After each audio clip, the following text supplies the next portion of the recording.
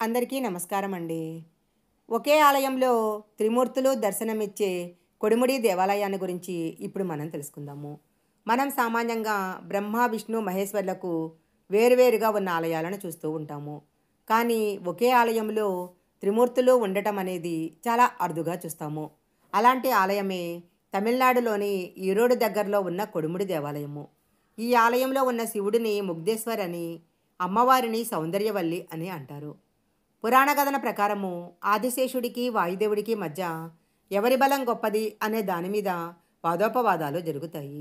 ఇద్దరూ మేరుపర్వతం దగ్గరికి వచ్చి యుద్ధానికి తలపడతారు.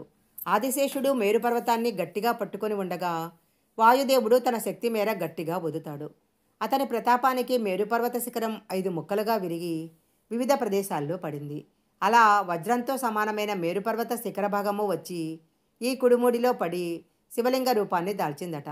అదే ముగ్ధేశ్వర శివలింగము. శివుడికి పెళ్లి జరిగిన తర్వాత పార్వతీదేవితో కలిసి అగస్త మహర్షికి ఈ ప్రదేశంలోనే ముందుగా దర్శనమిచ్చాడట.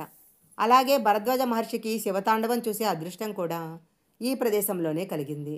ఈ ఆలయ ప్రాంగణంలోనే భరద్వాజ తీర్థము, దేవతీర్థము, బ్రహ్మతీర్థము అనే 3 తీర్థాలను మనం చూడవచ్చు. ఇక్కడ ఉన్న విష్ణుమూర్తి రూపాన్ని వీరనారాయణ పెరుమాళ్ అంటారు.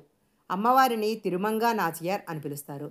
పెళ్లిగాని వారు గనక ఇక్కడ పరిహార పూజలు చేయించుకున్నట్లయితే వెంటనే వారికి పెళ్లి కుదురుతుందని భక్తులు నమ్ముతుంటారు. అలాగే రాహుకేత దోషాలున్నవారు ఇక్కడ పరిహార పూజలు చేసుకుంటారు. కుజదోషం ఉన్నవారు కూడా ఇక్కడ ప్రత్యేకమైన పూజలు చేసుకున్నట్లయితే జాతక దోషాలన్నీ తొలగిపోతాయని భక్తులు నమ్ముతుంటారు. ఈ ఆలయ ప్రాంగణంలో బ్రహ్మదేవుడు ఒక చెట్టు రూపంలో ఉండటము ఒక విశేషము. వన్నీ చెట్టుగా పేరు పొందిన ఈ మహావృక్షము దాదాపు 3000 సంవత్సరాల నాటిదని చెప్తుంటారు.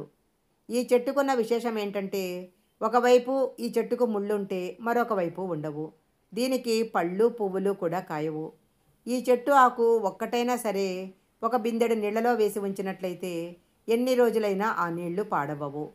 ఇక్కడ ఆలయ ప్రాంగణంలో ఉన్న వినాయకుడి విగ్రహం కూడా ఎంతో విచిత్రంగా ఉంటుంది. ఏనుగు మొహంతో ఉండే వినాయకుడి కాళ్ళు మాత్రము పులి పంజాలా ఉంటాయి. కావేరీ నది పక్కన ఉన్న ఈ ఆలయంలో ప్రతి ఏటా జరిగే బ్రహ్మోత్సవాలకు భక్తులు పెద్ద ఎత్తున తరలి వస్తారు. ఉత్సవమూర్తులను రథంపై తిరువీధిలో తిప్పుతారు. నవగ్రహ పూజలకు, నవగ్రహ శాంతి హోమాలకు పేరు పొందిన ఈ ఆలయము నిజంగా చూడదగిన దేవాలయము.